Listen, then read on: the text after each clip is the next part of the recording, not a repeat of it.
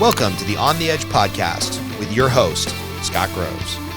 All right, ladies and gentlemen, it's Scott Groves with the On the Edge podcast. I am here with Rich Christiansen, and I'm going to read some of this bio for you because we've only got about an hour, but I have no idea where we're going to go on this conversation because let me just go here. Rich Christiansen's new book, Blindsided, is a personal portrayal of the author's parents' unusual and illegal, at the time, route to forming a family, the secrets they kept about their kids' true lineage, and ultimately the realization that DNA does not alone make family. Rich is a globally recognized entrepreneur, thought leader. Crazy story. He's started 51 businesses, 16 of which have become multi-million-dollar businesses. So we'll get into some coaching for those of you that are running your own business or want to run a business. Raised in a close-knit, faith-driven world of Utah's Church of Latter-day Saints, aka Mormons. I think we can still say that. Rich grew up with parents who embodied resilience and compassion. Here's the part that I read that I was like, wow. His father, John, blind from childhood, became a respected lawyer and a symbol of determination. His mother, Laura, was a beacon of creativity. And somewhere in there, what started as a fun experiment with his younger brother, the only dark-haired one of the group, decided to do a DNA test, started to raise serious questions, heart-wrenching questions. As a member of the Church of Latter-day Saints, the Christiansens had traced their Danish genealogy all the way back probably a couple hundred years, and how could one brother possibly be 50% Ashkenazi Jew on his father's side? Ultimately, Rich learned that he shared a biological father with only one of his three brothers, and his father was not John, the person that he had called dad. I would be remiss if I didn't mention his best-selling book, Wall Street Journal, USA Today, The Zigzag Principle, which is how we met. We were on a business call where we talked about your book, The Zigzag Principle. But then the more I dove into you, the more I realized I had no clue what we were going to talk about today because there's so much. You've done a lot of stuff. You've lived a full life. You've got a crazy backstory. So other than being a devout husband and father of five, what did I miss in the Reader's Digest introduction of Rich? No, that's really pretty good, Scott, and it's really a delight to be with you, and thank you for being so open to a breadth of conversation. I've lived a really rich, amazing, incredible life, and the reality is it would be really boring otherwise. But maybe one of my favorite introduction of all time came from a famous guy named Roy H. Williams, the Wizard of Ads. And he got me up there and he says, now, Rich isn't the smartest guy in the room, but he's been in more knife fights than any 10 guys you can assemble. And I think that kind of sums it up. I really have had a breadth of experiences and diversity. And I think that's actually what allows me to speak with authority on so many of these interesting topics. So, for those that are listening on the podcast, maybe not watching the YouTube, you got a little bit of a receding hairline, you got some gray hair, so you're a little older, but I don't care how old somebody is, starting 51 businesses does not seem like a plausible situation in a lifetime. And you've got a lot of life left. So maybe we can go there and then we'll dig into the family dynamic. How in God's green earth have you started 51 businesses, of which many have been wildly successful and you've had some awesome exits on?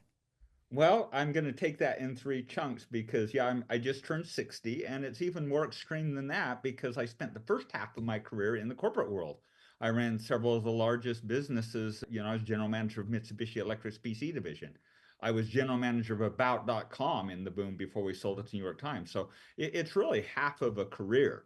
And so I really developed, I was actually climbing in the Everest region in the early 2000s and came to realization that the models that were out there did not work, heavily funded capital models. And so to answer the question of how did I do 51 businesses? Well, first of all, I don't call myself a serial entrepreneur. I call myself a parallel entrepreneur. So as I would do this, I would start three at one time, Scott, not one at one time, but three, knowing that one would fail, one would be mediocre, and one would become a multi-million-dollar business. And so the trick then just became guardrailing it and mitigating the failure and failing very efficiently. So I became exceptionally good at failing efficiently. When most people are out doing business models, pro forma models, business planning, I would bet I have a series of 4 tools that I've used consistently and really refined to determine what the highest probability businesses of success were. And I would use those tools, really quickly get it, and then rather aim, fire. I would fire, aim. And again, the operative word was failing efficiently. Everyone quotes the $16 million businesses, and I hate it. I hate it because what isn't told is I've failed 19 times. I've failed 19 times. I've never been bankrupt. I just failed very, very efficiently. And so I would guardrail always with these 4 things. Number 1, how much money would I put into it? And I would always put far less money into it than I really would like to have a good runway. Because if I couldn't get it to profitability in a very short period of time, most of the time in 3 months, I'd cut its head off and be done with it. So guardrail with money, quantity of time, duration of time, and most important, the relationship capital that I expose the idea to. I wouldn't go expose all my powerful relationships to every brain dead well, it wasn't brain dead, they were actually pretty good ideas. So I just became exceptionally good at guardrailing and moving on quickly. And again, the concept on it was very controversial. Oh, And I got again, to push back on one of those right away, right? Like it was kind of a throwaway line, but you said 3 months to profitability. You know, Amazon was unprofitable for 20 years and now it's the biggest company in the world. So how do you get a company to profitability in 3 months? Like most people are thinking 3 months in, we're just scratching the surface of the business plan. well, you're going directly into the fundamental tenets of Zigzag Principle. Now, I don't encourage most people to do 3 months. I think you need at least 6 months or 1 year. And the answer is simply this. Let me maybe actually couch it with the metaphor of where I came up with it. I was climbing in the Himalayas, going into the Khumbu region of Everest with my children, my youngest children. My youngest at that point was 7, just turning 8 years old. My next son was 10 years old. And if I was to take and charge them and even my older, my 14 and 16-year-old, directly up Mount Everest and get up there and race right up to the top of it and say, woohoo, we beat the odds. One of my 5 children survived. I killed the other 4. Is that good? So I was sitting there and watching so many of my friends disrupting and failing and bankrupt and people who'd been stabilized for years falling apart in that period of time. And I'm thinking that never happened to me. What was the differentiator? And then I realized with my sons, I was not going directly up Mount Everest. And in Mm. business, we think do not go past ghost, go directly for your goal. Whatever you do, business just plan that goes to it. In other words, very steep. If you can't see me, I'm pointing a very steep inclination angle going directly up Mount Everest. Only 1 in 20 businesses actually succeeds and endures longer than 3 to 5 years. And that's largely because of too steep of inclination angles. With my sons, we were going to Namche Bazaar and eating apple pie. We were playing foot game up in Kumjang. We were looking at the Yeti skull. We'd go over to Tingbuche Monastery and chant with the monks. So we were going very indirectly and very carefully. There's a rule in high altitude climbing: climb high, sleep low. And so the rule is never go more than 1,000 feet a day. We were going 700 feet. What was the result? Well, I got my 7-year-old to like 17, 18,000 feet. I got my other sons 19,000 feet by going indirectly for the goal. So my solution and how I was able to have that many hits and get to profitability so quickly is come up with a big, hairy, audacious goal. I call it the beacon in the fog. This is, by the way, all that Zigzag Principle is. I'm like giving you a 70,000-foot flyby. Get the beacon in the fog, set your firm foundations or your guardrails, determine where you're going, and then the first thing you do is chase profitability. So most of the time, that means going indirectly to your goal, doing something you don't even want to do. For me, I call it the dancing in the tutu phase of the business. I won't dance naked. Nobody wants to see that. But I would, in the early stages, put a tutu on and go dance out in the middle of the freeway to get to profitability.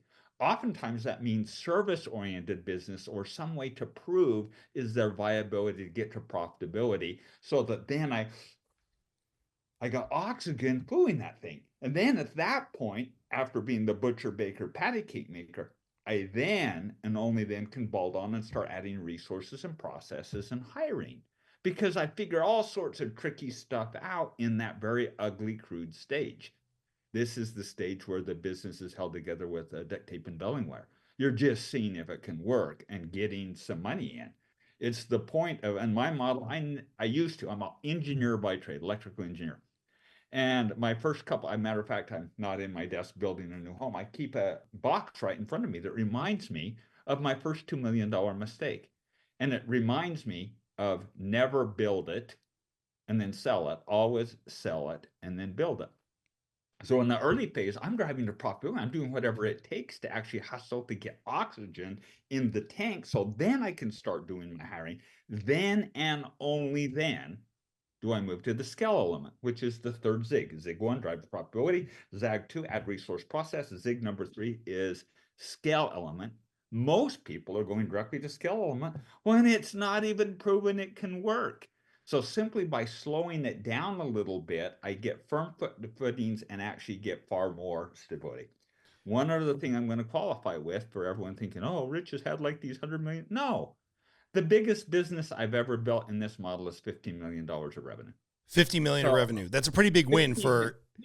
it's just these many of them are just dumb little 1, 2, 5, $7 million businesses. It's not that hard. But when you're trying to hit like a unicorn and screaming for 150, now what I discovered is when you get about 20 employees and about 10, $12 million of revenue, it's a whole next game. And quite frankly, I'm bored with it by then. I'd rather just create. And so most of my businesses, and I know how to do the other. I ran several of the largest companies in the US, but I just don't have the appetite for it. So in all qualification, it's like, I mean, yeah, it's cool what I did, but they weren't like $100 million companies. I didn't have the appetite for it. I'd build them up and then typically cash cow them or sell them. Hey there, Scott Groves with a quick interruption to the podcast. Sorry about that, but I just want to take a quick minute to announce our sponsors here for the podcast, and that sponsor is me, Scott Groves. It's actually the revenue that we generate through doing mortgages here at Neo Home Loans and the money that we generate from the coaching program that I run, Consolidated Coaching for Loan Officers, coaching by loan officers for loan officers that helps support this podcast. I really started this in 2021 as a passion project during COVID, and we're excited to bring you a new episode every week, but this only happens if I'm making money in my real full-time job. So please, if you or somebody you know is looking to buy, sell, or refinance a house, our team is licensed in almost every state in the country.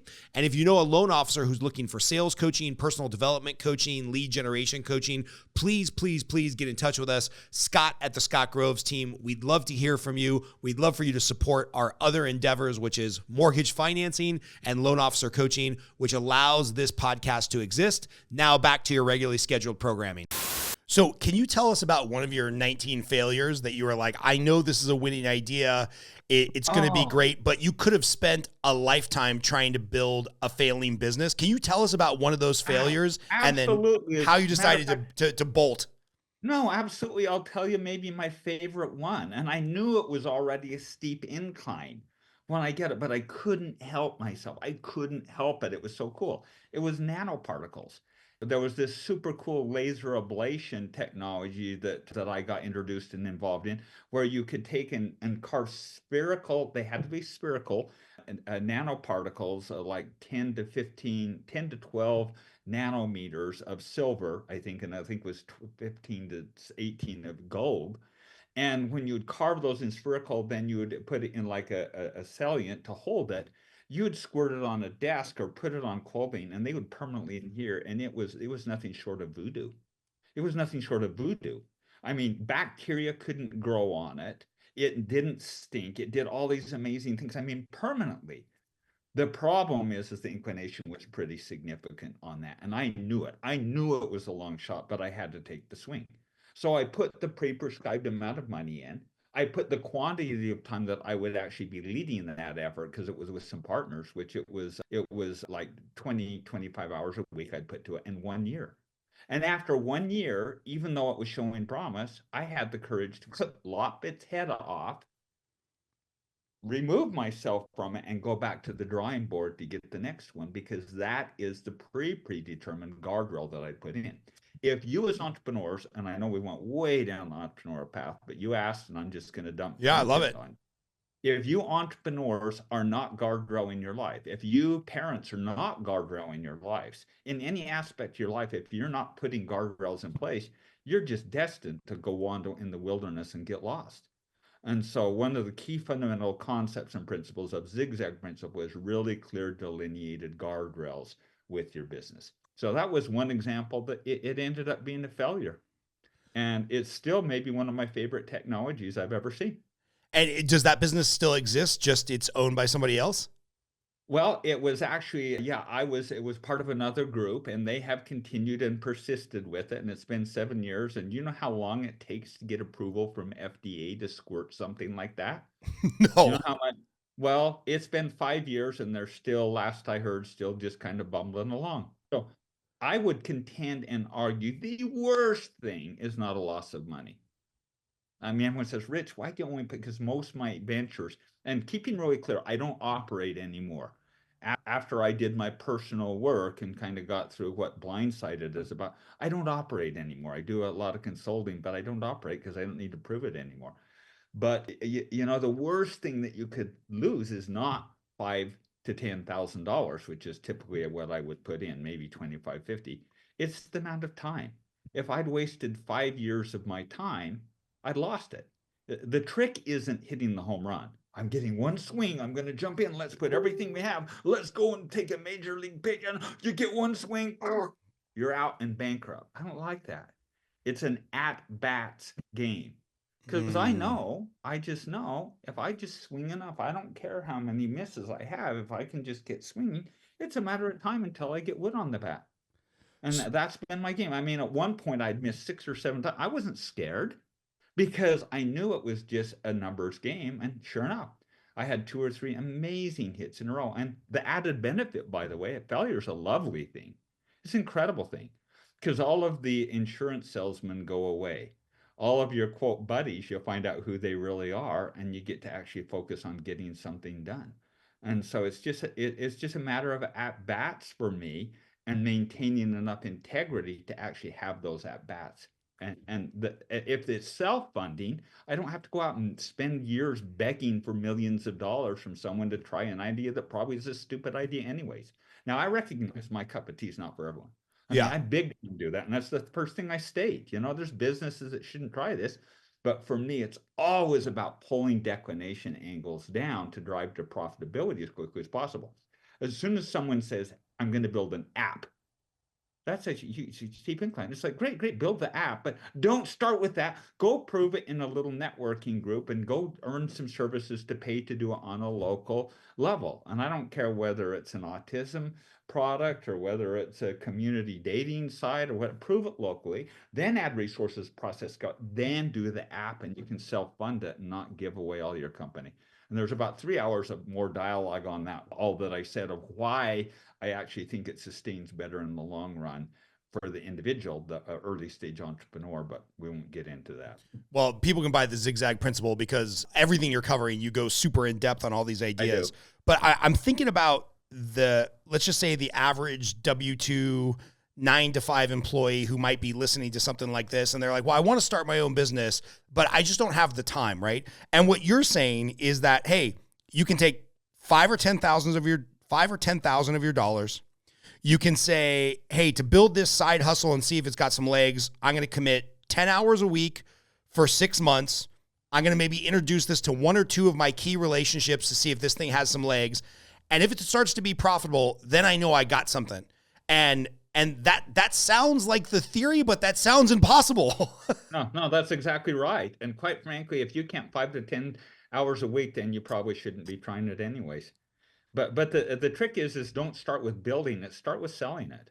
I mean, most of the time, I mean, that's the biggest I think piece of advice that I've have of my 19 failures, 18 have failed because I failed to identify the channel and get the channel properly.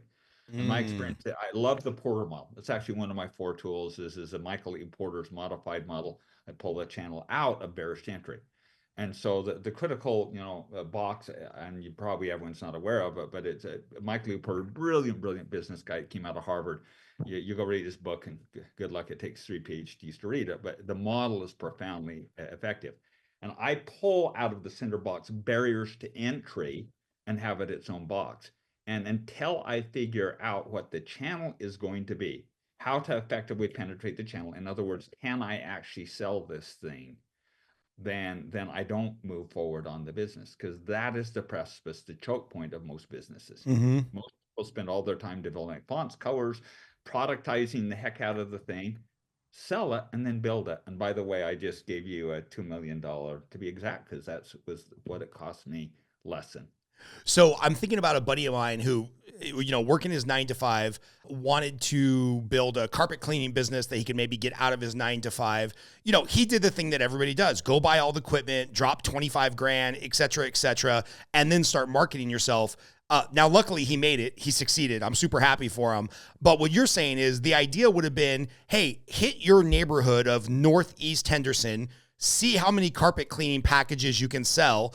And then once you've got some revenue and you know that doing this job is going to be profitable, now you can rush out and buy the equipment and actually fulfill in the service. Am I getting this idea correct? No, I think that that's exactly the concept. And I think that I'd only add a couple of three comments to that. First of all, is your only option isn't just you buying the equipment.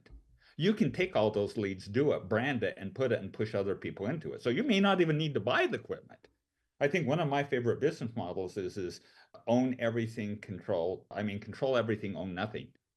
So who's to say you couldn't brand and send somebody else that's struggling with carpet cleaners just become a lead provider? So that's option number one of it. And I think the other thing that I would say there is I don't know, we jump too quickly at ideas. Whenever I start and before I jump in, I look at minimum of 50 and then I run it through these 4 tools. And you can find those 4 tools on, if you go by Zigzag number 2. I did a great, I wrote the book in 2012 and then I came back 10 years later, revisit. I was so delighted with how much of it held up. But there's a couple of 3 things where I really added some more precise tools and took a lot of the ego out.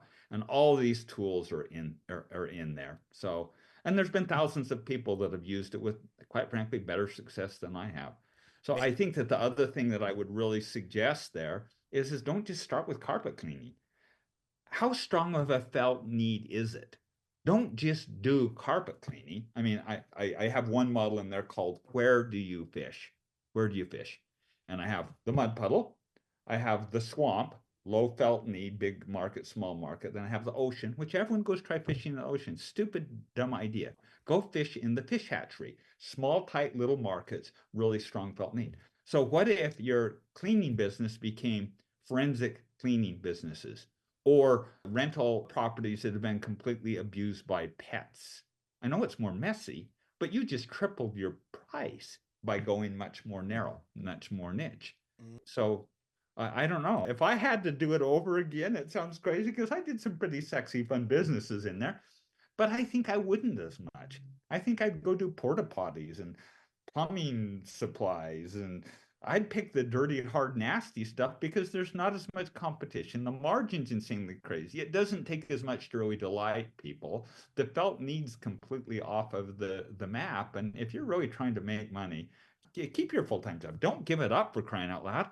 But go find some super, super strong felt need, niche little thing that you can actually float, try selling, and then jump in and see if it works. And I mean, countless individuals that I've worked started while they had a job and they did, and then pretty soon it's like, oh my gosh, what do we do? And pretty soon off they go quitting their job. And most of the time it's women that end up employing their husbands, by the way. Well, explain that to me, the felt need, because that's a dichotomy that you've mentioned a couple of times already, but I don't know that I actually understand what that means. Bottom axis of my model, Where Do You Fish, is how strong is the felt need. All right, I'll give an example of this.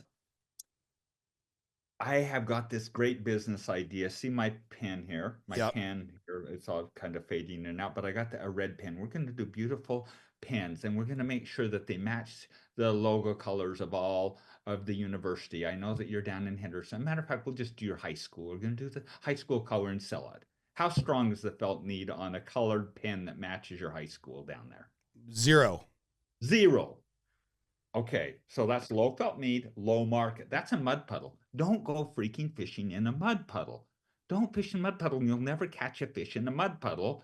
Low felt need. Now let's take the other extreme of this.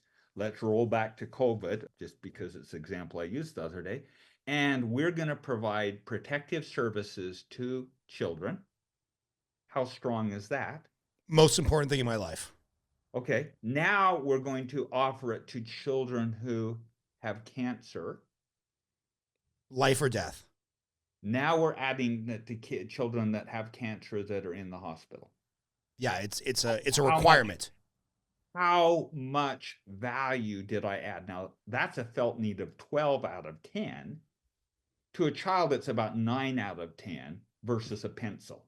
So felt need is how urgent, how strong, how driving it is. And it typically resolves to the 3 human needs. Do I eat it? Do I kill it? Or do I mate with it?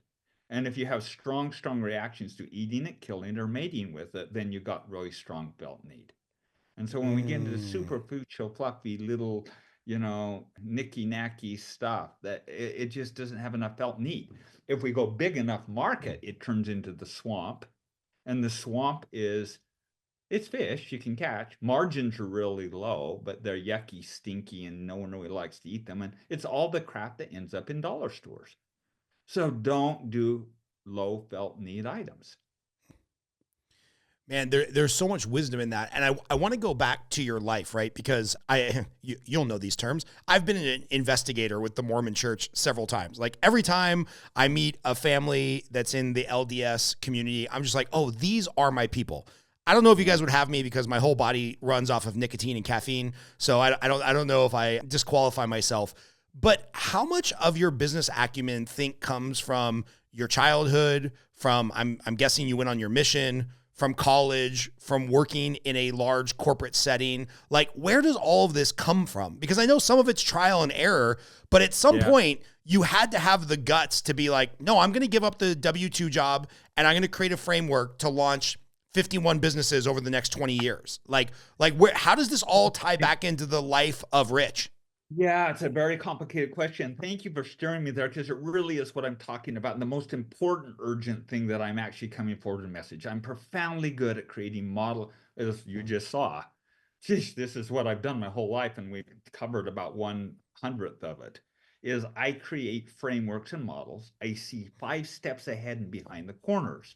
And so how the heck did I do that? I'm incredibly blessed on every level. Yes, I grew up in the Mormon faith. I was the oldest son of John and Laurel Christiansen. My father was blind, the blind county attorney at the age of, well, I'm gonna finish that thread and then I'll come back to maybe the whole story. So, but in my DNA, when I was born, I couldn't help but hustle. I came out of the womb hustling. I mean, I'm at age 3 or 4 years old. There's stories of me melting down my mom's candles and going around selling them around the neighborhood, ordering burpee seeds and going around the neighborhood selling them, pulling night crawlers out and selling them. And not only could I do a paper route, but I got my brothers working for me, lawn mowing businesses. I could not help but hustle, but it did not fit. It did not make any sense. It drove my attorney father crazy. He thought I was the weirdest little shit that ever walked the planet Earth. And I was actually really good at it. Now, part of my ability honestly came, and I'm able to cut through and articulate and see ahead, is I had a blind father. As the oldest child, when I was 3 years old, I was running around with bells on my shoes. I was taking my dad, leading him through the pulpit and pews, or to give a speech, or to the court bench so that he wouldn't trip. And I was always having to look out front of what the obstacles, what the problems, what the challenge were. It was scan, scan, scan. Where are the problems? My mother was deeply, deeply artistic, but introverted on incredible levels. So I became the voice connecting my mother's art for my father, and describing the world and the beauties of the world for my father and articulating it to him. That's how I got a lot of these skills that I have. I was also incredibly fortunate. I got electrical engineering degree and then an MBA, and picked up at a very young age by Alan Hall, one of the amazing men here in Utah that picked me out of the crowd and another story I can tell another day, but picked me out of the crowd when I was 23 years old because I'd stayed extra late to just clean up a mess. And he believed in me young. Stephen Covey also identified and saw me young and became one of my primary life mentors. So I've had 4 world-class, amazing life mentors that I still can't even believe, that help model and very quickly get me up to speed. I don't know whether it's tragic. Isn't it kind of crazy how you turn this, what most people would, in modern terms, describe as a victim, your father, being blind through no fault of his own, becoming blind as a child, like that was the catalyst for you having a fascinating life experience at 3 or 4 years. I think about this all the time when I take my kids to business meetings and whatnot at 5, 6, 7, 8. The downside is I can no longer get away with Chuck E. Cheese. They want to go have, tuna underbelly sushi for dinner. So I might have screwed that one up. But it's like turning these challenges into defining moments of our life. It's so special. And it's one of the things that I take most issue with in modern society of any type of victim mentality. It's like, no, there's a blessing in every challenge. Yeah, that's really a fair point, and I think really appropriate that maybe we point that out because people have said, "Why did you write this book? It's so unlike anything that I've written before. Blindsided is." And yet, I think it's the most important thing that I've written is a context and model of that we all have crazy hard things happen to us. And indeed, maybe one of the most complicated situations in life occurred to me. And so maybe could I back up and maybe Yeah. tell that Tell us that story in story. the remaining time, and then I think that you could poke me a little bit on that. So my father, remarkable individual, but at the age of 4 years old, in 1928, he was growing up on a homestead, no running water, no electricity, no plumbing. And his parents, both college educated, which is unheard of in that day, wanted to homestead a piece of property. And right in the middle of the Great Depression, everything completely fell apart. And my father, they recognized that he had some glimmering on his eyes. And as they took him to the doctor, it turned out was retinal blastoma, which is a cancer of the optic nerve. If his eyes were or were not removed, odds of him, well, if his eyes were removed, he had a 1 in 30 chance of living. If they were not removed, he'd see, but he would die by the age of 8 as the cancer traveled up to his brain stem and killed him. So my grandparents would have been divorced in today's world. My grandfather finally went out. They removed this little boy's eyes, bringing him into a world of blindness, and it was not anything like today's world. At that point, the only option for a blind person is to one, work for the circus, or two, become a professional beggar. And that obviously didn't happen to my father because this little blind boy ended up having an eidetic memory, which means if you said the number 3,539.2476, 30 years later, my father could recount that number verbatim. We did not need a phone book because dad knew every phone number there was in the book. And he indeed became the first attorney that I'm aware of to pass the bar blind. Whoa. And he'd have a reader, and then he would, recite the answer. So he freaked the judges out because he could recite case law that they didn't remember or never even heard of. The result was he had the highest prosecution rate of any attorney in the state of Utah.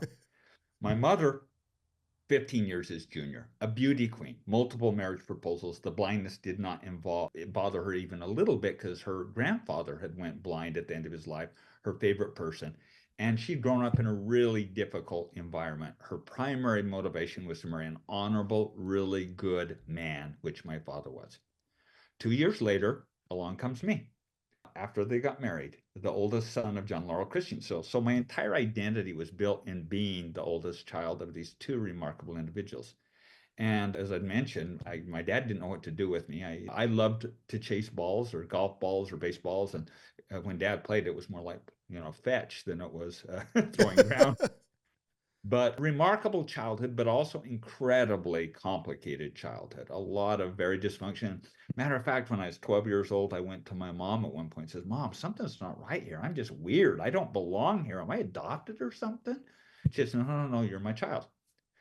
So I went on and I did. I had a stellar career. We've talked a lot about that. I mean, I just storied career in every single regard. And most people glorified this 51 businesses. And indeed, it's something to be really proud of. But the reality is underneath there was all this pinned up internal turmoil of me trying to prove my worth and value to my dad. Because not one time did my father ever say, "Son, I'm proud of you."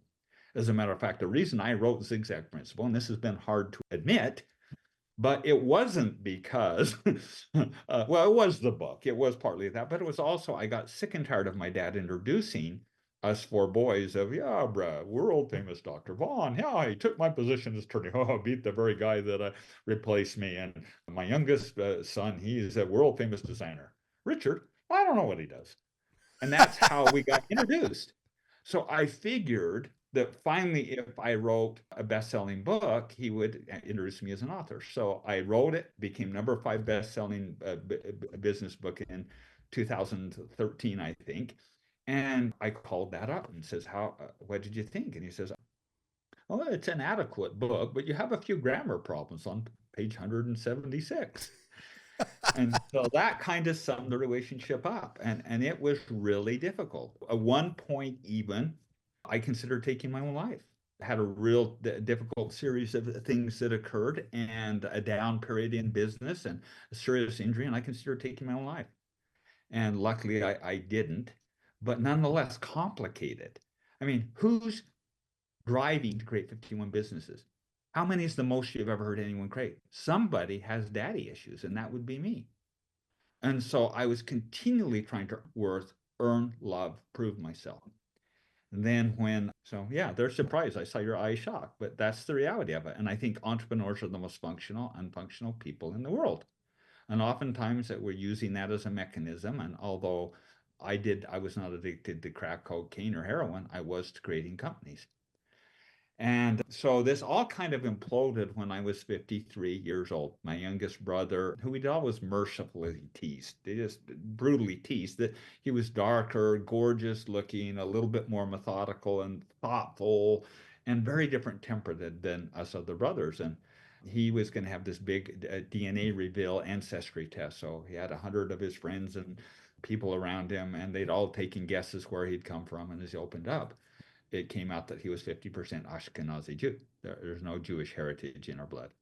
So it's like, yeah, yeah, sure, that was just a Cracker Jack box thing. But then a geneticist came up and says, no, no, those things are dead accurate. So as we got digging into it bit by bit, it came out that none of us were actually, except for my brother, just younger, were biological brothers. And so at that point, you go to your blind father and then say, hey, Dad, mom was kind of getting some on the side. You do that when your father's 93 years old? Well, mom was like the most righteous kind of, ooh, really Mormon, perfect picture Mormon woman. So it's like, oh my gosh, mom. She died young of breast cancer, by the way. And we decided, no, no, it couldn't have been. So we went to dad, and dad said, sure enough, you caught us. You caught us. It was going to be the first order of business in the life hereafter. And so he says, I'll talk about this once and only once, and then we'll never speak of it ever again. So the following weekend, we went up to my cabin. It's the only time I've ever seen my father cry.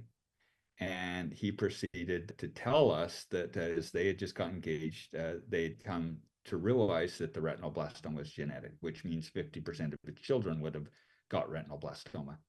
So he made the decision to sterilize. And he did without telling my mother. My mother wanted a large family. They broke up. And then magically they got back together again. And apparently a very world famous doctor had come back from Johns Hopkins and Columbia, moved to University of Utah, and was doing this new technology. Well, it turns out this new technology was donor conception. And guess who was one of the first donors conceived children that there was, at least here in the West, very, very early donor conceived children, when it was, quote, nefarious. It was backroom operation. And by the way, it was excommunicatable from the Mormon religion. It was illegal, so my father would have had to put himself in jail. And my biological father would have also had to, he would have had to financially support me. And so in every way, my inception or coming to this earth was illegal, immoral, and out of bounds. So And all four of the siblings are from different fathers, and your mother's the mother. yes, my Wow. younger brother, just to me, we were full brothers. Ended up, we were full brothers. My brother Brad, which we're just like Brett and I've always been just like that. The other brothers were very different. Matter of fact, Brett and I, if we saw a golf ball, we were in. We're no matter what we do, we were in. Oh, and we were both hustling, and we could not stand to run. You try making us run, we just as soon shoot ourselves in the leg than run a marathon. But our younger brother Vaughn just loved to run. Well, it turns out that his biological father and all his new half slims, they've all ran the Boston Marathon prior to even meeting. My biological father, the only thing better than golfing for Brett and I is golf ball hunting. And every summer we'd schedule a full day of golf ball hunting. Our record was like thousands, 2,340 some odd balls. And our biological father, number one thing he loved to do is golf and to golf ball hunt above all else. And every one of my biological father's children ended up going to medical field or becoming an entrepreneur. Everyone, and every one of them became financially independent on their own. Wow. So, wow is right. The big additional surprise that, I'm really, really grateful, keeping in mind I was raised in this beautiful Mormon family. But my biological father looks exactly like me, exact same mannerisms as me, and he ended up being the first abortion doctor and women health care pioneer here in the state of Utah. So that, as you can well imagine, all this completely imploded my life and disassembled everything, including, some of these core precipice issues of what I was chasing. So I spent the last 6 years putting Humpty Dumpty back together again, disassembling all of my known beliefs, reassembling a much broader, stable platform until I tell you now, Scott, I just tell you, I didn't ever think I could have this level of peace, confidence, comfort, insight, and quite frankly, clarity on the next level of thought leadership that needs to be put out. Even the Legato family frameworks was brought to the world after this discovery. So as crazy as it is, I guess the thing that I'm pleading with all of you out there is don't run away from the things that scare you. Don't medicate it. Don't use your phone, but run towards your fears, fears with reality, and have the courage to face these really hard things. And as you do so and embrace your kind of brokenness as an integral part of your healing, that's when you become whole and life becomes like the sweetest of essences. And the really important things happen, which is true relationship with yourself. And I know we've glorified, and I'm really good at it. I don't fault that I've done all these businesses, but Rich Christiansen is way beyond 51 businesses. And maybe the depth of my soul and integrity of what I really am at a deeper level is even of more gravity than all those businesses that have come and went. So quite the story, and there you have it. So I can only imagine like the life shaking discovery that is. And you mentioned that you've done the work. What does the work look like to put Rich back together, right? To find those new beliefs, to reach out to a new extended family that you probably didn't even know you had, to come to grips with, the relationship between your mother and your father. Like, what did that work actually look like? Well, I think the first thing for me was just sitting with it and realizing facing the impossible truths. And part of that came with just a completely come and done. I sold all my companies, I quit operating, and I had to go into the wilderness and face it. And quite frankly, my trust fund was completely broken to the point I even went to my wife and says, "How do I know my kids are my kids?" She winked at me and says, "Oh, they're yours, baby." And we did a DNA test on them, and sure enough, celebrated, toasted one by one, and they hugged me, embraced me in love that they were all my children. So I think the first step is actually identifying, looking, and sitting with it in all its messy glory and pain. And whether it's because every one of you listening, and including you, and we are all accountable for our own destinies. So I'm not going to tell you what you have to do, but I guarantee you, every single person now that has heard me talk about this, even to the point of where shared my most, I just shared a few of them, my most vulnerable secrets. Now people come up and tell me, and we all hurt, we all have pain, we all have an injury, we all have trauma. And most of you out there are addicted to one thing or another, or coping with my, and I don't judge you, brother and sister. I don't judge you. All I do is love you and hug you. Because you know what? We're just all coping the very best we can. But you know what? Don't let that be the thing that waggles you around, because we put these masks on and we walk around and we live in incredible loneliness. The ultimate human need. Now I'm quoting Stephen Covey, my mentor, and then I'll quote Rich Christiansen. The ultimate human need is to be seen and heard. And actually, the ultimate biggest thing we need is to be seen. But also, now Rich Christiansen said the most terrifying, gut wrenching experience in the world is to actually show who we really truly are. Now, I'm not proposing you run out there and on your podcast, The Edge, on the edge, confess all the stuff like I just did. But you know what? You've got to have intimacy to actually show truly, really who you are, so you can be seen and felt manifest. And much of the challenges we're having politically right now, and in all levels of society, is we're hiding and tightening and living this masked life, and it just doesn't resolve. So first step has to be going towards the thing and sitting and facing with it. Then for me, I can't tell you exactly what to do. I can share what I did. but I did use some of the new modalities available to me. I'm now everyone introduces me now. Rich is like one third Mormon, one third monk, and one third mystic. And yeah, it's true. I meditate deeply. I do breath work. I make sure I really schedule time to go deep, deep, deep into my own self. Cranial sacral was a beautiful thing. I actually used the MAPS protocol as a healing modality that was profoundly helpful, and a number of other things. But the big one, and everyone has to find their own path. My path can't be, I mean, you try recipeing this, it doesn't work. Right. But I will say that the first step has to be to face your worst fears, fears with reality, and have the courage to run towards the dragon rather than run away and hide from it. And how much did your faith, belief in God, belief in community, belief in the teachings of Latter-day Saints, how much did that help or hurt? Because I have to imagine, part of this journey is now your entire religious framework is called into question because your parents weren't technically following the doctrine under which you grew up. Well, if you read the book, it gets 1,000 times more complicated than that, and I was dead honest, speak the truth or say nothing at all. And it was complicated on every level. And yes, it helped and mostly it hurt. However, I have to just boldly say this because a lot of people have tried to pull me into like the spokesperson, and I'm just not that. This is a story of how I made it through it.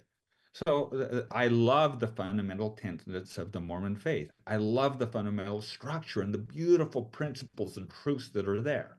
However, Scott, I have no tolerance in any organization, religion, or institution, whether it's my religion, your faith basis, or any institution that uses guilt and shame and diminishes the integrity and quality of souls.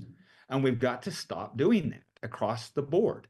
But I'll tell you one thing, because I was out in San Diego and had this one beautiful dialogue, this exact dialogue actually, and kept going down. Religion is hurting people so badly, so terribly, so badly. And in a moment of frustration, it's like, I think there's something more dangerous than actually really tightly structured religion.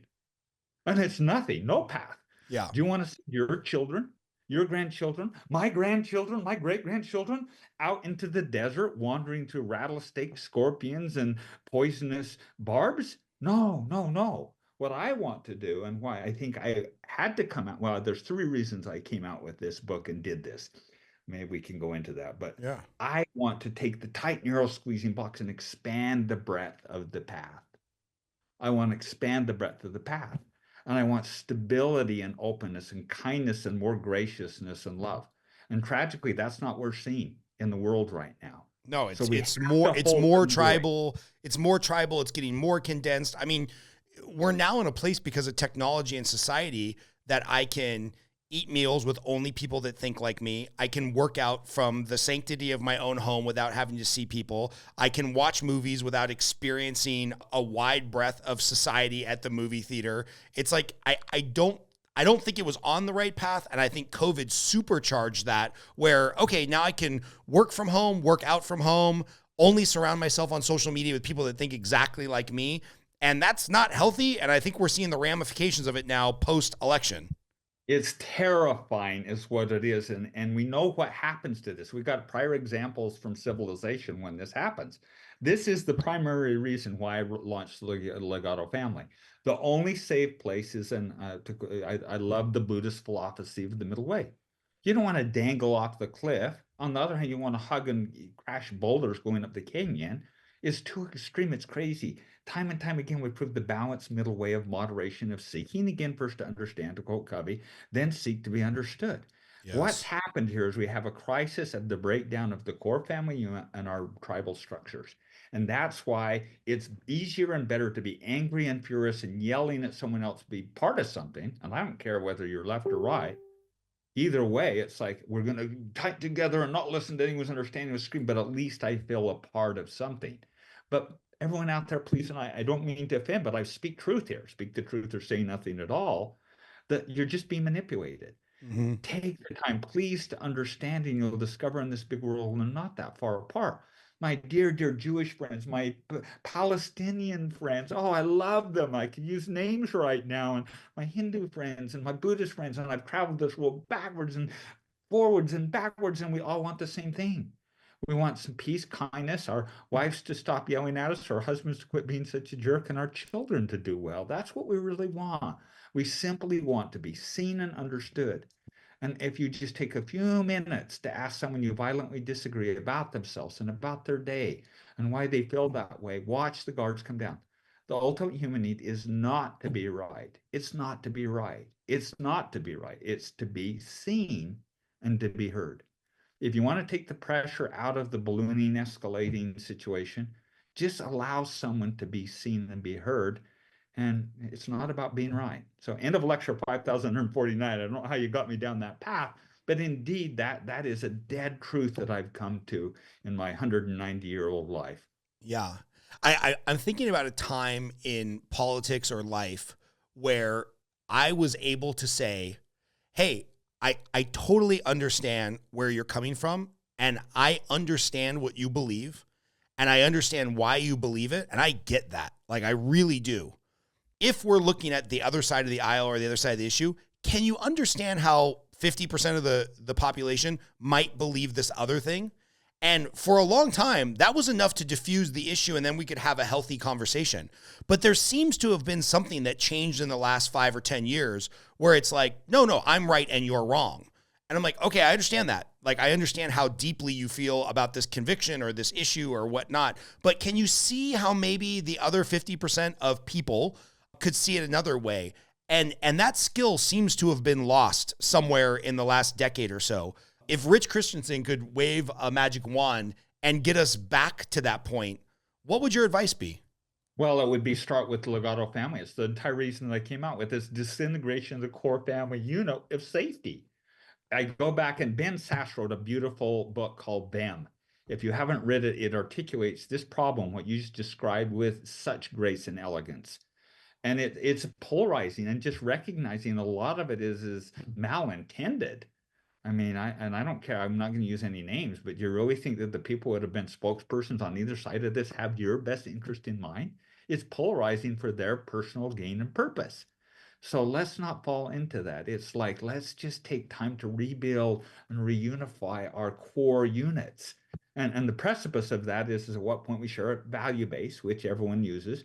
What values do we then throw away that are not useful to us? And then upon the pillars of symbology, of traditions, and then the doctrinal pieces that we stand for are all great structures built. Mm-hmm. And so we've got to put those elements back into our families and back into society. And that's the simple solution. It's just reforming the disintegration of the core family unit. And if you boofed it here, and I know, a lot of us kind of have, it's okay. Take a step back, but just recognize when you get to my point in age, and this point, it's all that matters, guys. It's all that matters. No success in the workplace can compensate for failure in your key relationships in the home. And Mm-hmm. taking that time to be intimate and tender and understanding and relatable there, that's where all the juice is. My wife and I tended, and I've been doing these radio all over the place. What's the highlight of my day? It's none of that. My little, like, 3-month-old granddaughter came, and my wife got to just hold her and watch her poop and burp last night. And that was the whole jam of the world, is just to look at this beautiful, beautiful little soul and hold her. I want to make one other statement here really boldly, and I know I'm kind of all over the place. You warned it. It's for us men. The world is being robbed of real divine masculine men. And I just ask you, how are you showing up? I challenge you, how the hell are you showing up? What example and model do you want for your daughters or your granddaughters of how they're viewing men in the world today? And you women, if you're clipping and killing all the man, and I have a dear friend, Chief Phil Lane. He runs the Northern Nations, and he says we've been flopping around on one wing now. It's the, let's see, the left wing, or no, the right wing, for 200 years. What good is it to cut the right wing off and flop around with the left wing? So let's be building again of one another and supportive of men and women. And you men, I challenge you to buck up, man up, and show up like divine masculine, not an ass, not a meanness, not whatever, and not wimpy. Don't be afraid to be a real man and show kindness. In our family, our mantras protect, provide, and protect, provide, safe space for women, children, and fix a lot of things. And I just challenge you men to show up. Set the model so that your daughters and your granddaughters can see what real men are meant to look like. And when we start doing that, we'll start healing a lot of these wounds. And I'm encouraged we will. I think it's going to be a turbulent period of time this next little bit. But I'm really confident that we can turn this and correct this ship. But it has to start at the individual level and at the core unit of the family, the integral core unit of the family. Yeah. I've heard this analogy before, and I kind of worked it out with some friends of mine. As a country, we're almost at the scene of a car accident, a brutal car accident, and there's people bleeding, and triage needs to happen. And we're arguing over whether the car was a stick shift or an automatic. It's like, no, that's the wrong argument. That's the wrong debate. That's the wrong thing we're trying to fix. And I think so many people on both sides of the aisle are trying to solve problems at the meta, that I love that you're bringing it back down to the individual, the family, the man, the tribal structure. Because if we're going to fix these problems, and I don't know that I'm quite as optimistic as you are, so I need to bring I need to bring a little bit more of that optimism in our life. I think it starts at that familiar structure, whatever that looks like. And I don't care if it's a husband and a wife or grandparents or uncles or two guys or two girls. I don't care. I don't either. You have to fix that structure before we can even start to you got to play in the dirt before you can play in the clouds. Yeah, well, and you went directly down. We didn't get a chance to talk about it, but I think one of the most profound, important structure that I've contributed to thought leadership is this Legato Family framework of stabilizing groups, individuals, and tribes, and that's what we're exactly talking about here. And I agree either. And I just got to tell you, we can heal this thing, but it takes individual level. And there are deep people hurting right now. And I don't care. I'd actually issue a challenge to you. And I don't care which side of the aisle you're on, because I've already established I'm a like a third Buddhist now, so I'm just middle way. It's like I saw both extremes as just lunacy. So if you're on the Trump side of the aisle, I beg you to take a moment and look out to the women that feel threatened and hurt and really jeopardized, because you've got a whole country of women that feel threatened and violated and in jeopardy right now. And you don't have to say you're wrong, but just go out and say, how you doing? I just care about you. Do you know that I got your back? Watch what happens in the tears that flow and the intimacies that build. And you know what? If you got a Trump brand and you're on the Democrat side, I go with there and congratulate him and say, I know that you felt strongly about that. And we have differences of opinion dramatically there, but I know you're really vested on that. And I just want to acknowledge that these elements of the economy and things that happen were really important to you. And so I'm great. I just respect that you honor that. And thank you for understanding that. See, that's oh, and I love Covey. I mean, I miss him so badly. Seek first to understand and then be understood. Right. And You mean calling somebody a baby killer or a Nazi is not the right way to start out a conversation? Gosh. Can you just imagine? And we can say what we want, but there was some things that were handled very appropriately at the end of this in difficult situations, and I respected it. Yeah. Let's take the venom out. Let's calm it down, because this thing only ends two ways. There's only two ways. If we keep escalating it, guns are going to start firing. No one wins. And quite frankly, that's what Russia and China want, guys. Don't think that there's not wishing and hoping there. And this little experiment of democracy is still pretty fragile. And if you don't believe me that we got something pretty special, go spend a week in Cuba, or go try, many of these countries out. Go hang out in Venezuela for a couple of months, or any country for that matter. We've got it pretty good here. Let's not take it for granted, and let's move back to the safe, balanced, moderate middle on this thing. We cannot keep polarizing like we are without the fabric ripping into 1,000 shreds. And we've got to demand it of our politicians. We've got to demand and expect it of our politicians. I didn't mean to wax philosophical here, and I've been careful not to do that, but I just can't help but say that at this point. I know my position. It's been such a difficult time to come out with this book because everybody wants to polarize. And my entire message is none of us want to be accountable for the worst things we've done. We all need second chances. We all need to be kinder to ourselves, kinder to each other, and act in a little bit more integrity. And I invite us that if we don't do that, we're going to be in real trouble. And so let's do that and end this thing the second way. which is a beautiful place that our children, our grandchildren, my great grandchildren, get to dance and sing and play. My little Amelia Rose, my little 3-month-old granddaughter, gets to have a celebratory, beautiful life. Man, I feel like we could end a podcast there and get so much value out of the short time that we've been together. But I got to ask you 3 follow-up questions. 2 of them I always ask. One of them I feel like I have to ask specifically to you. First question is, you mentioned you're moving out of, or you've moved out of that, I don't want to be an operator anymore. I want to consult, maybe be an investor. How are you evaluating the next 20, 30 years of your life for success outside of the family, right? Like you mentioned being a great father and showing up as a great grandfather is super important to you. On the business side or the author side or whatnot, what is success going to look like for you now that you are no longer addicted to that starting the business and proving yourself to your father? I've completely disassembled my ego, and not that I don't let it dance once in a while, and I think it's value at it. But for me, it's out the impact. I saw the exact same thing happen to my prior mentors, Dr. Horn and Stephen Covey, and even Alan. As it becomes about how do I give back to this thing and use my wisdom for impact. And when I rewrote Zigzag Principle, I took out all the egoic parts of it and just gave truth. So for me now, it's about speaking truth. I spoke truth here today. I spoke the best articulate truth that I could. And I hope the way you know if it did is if it's like, oh, yeah, that resonated and it Yep. didn't feel sticky. If it feels sticky, someone's trying to jack you around. And you know what? I'm trying not to do that anymore. So my new mantra, speak the truth or say nothing at all. So I'm going to speak a lot of truths in clarity. And hopefully it resonates and helps heal some of these things. I'm going to continue building all these insightful, cool models to help humanity traverse through some of the sticky situations we get. And I think that that's going to be, I'm not really going, for the money or the fame thing anymore. Been there, done it, climbed all those mountains, don't need it anymore.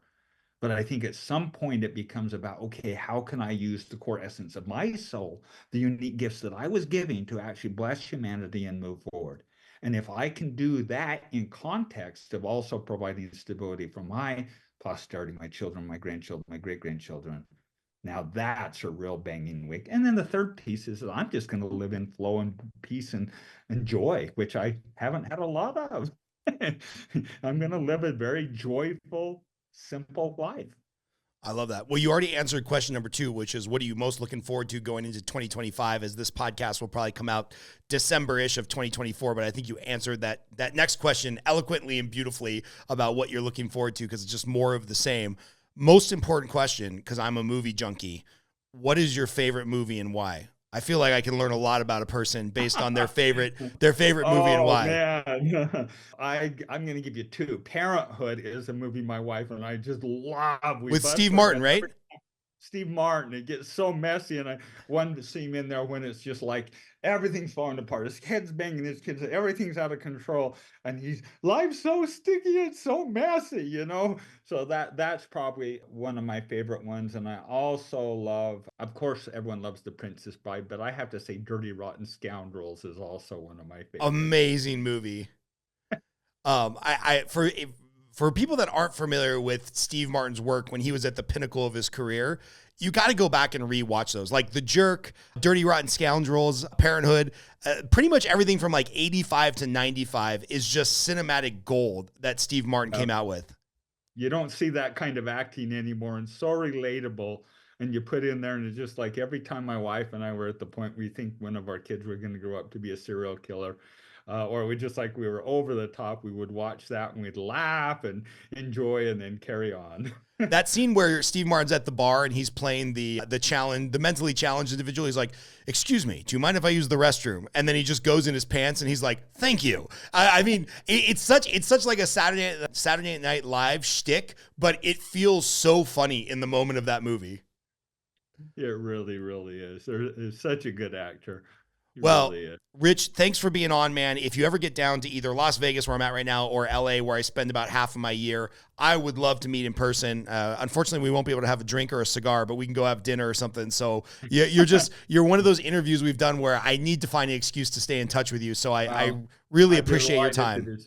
Delighted to do so, and you can buy me a really stiff Coke. Perfect. I appreciate you, sir. You have a great day. Thanks.